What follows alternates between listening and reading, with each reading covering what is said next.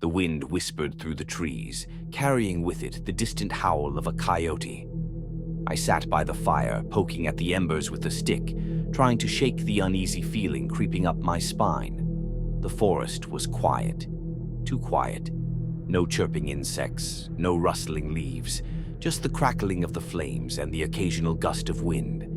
I told myself it was just my imagination, but I couldn't shake the feeling that something was out there, watching. I had heard the stories before, stories of things that roamed the deep woods at night, creatures that mimicked voices, that could take the shape of the people you knew, the animals you'd seen. Skinwalkers. Legends, I told myself, just myths meant to scare people. Then I heard it, a voice, faint, just beyond the fire's glow. "Help me." I froze, my breath catching in my throat.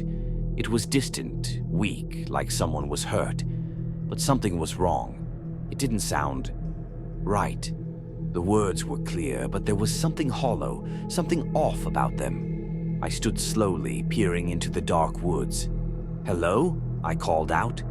My own voice felt small against the silence. For a moment, nothing. Then, another snap, closer this time. And then I saw it. At the edge of the fire's reach, a figure stood. At first glance, it looked like a man, tall, thin, hunched slightly. But as the firelight flickered across its face, my stomach turned to ice. Its eyes were too large, too black, reflecting the firelight like a predator's. Its mouth was just slightly too wide, stretching unnaturally as if it were smiling. But worst of all, its skin. Pale, stretched too tightly over sharp bones, like something wearing a human mask that didn't quite fit. It took a step closer, and the firelight illuminated more of it. That's when I realized it was wearing my face. Not exactly, but close. The resemblance was undeniable.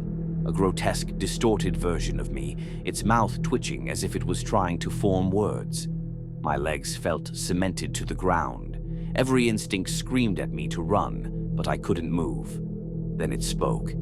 The voice was my own, but wrong, hollow.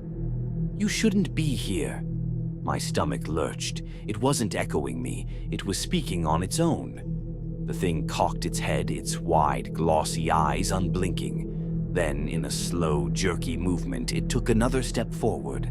I finally snapped out of my trance and stumbled backward, nearly falling into the fire.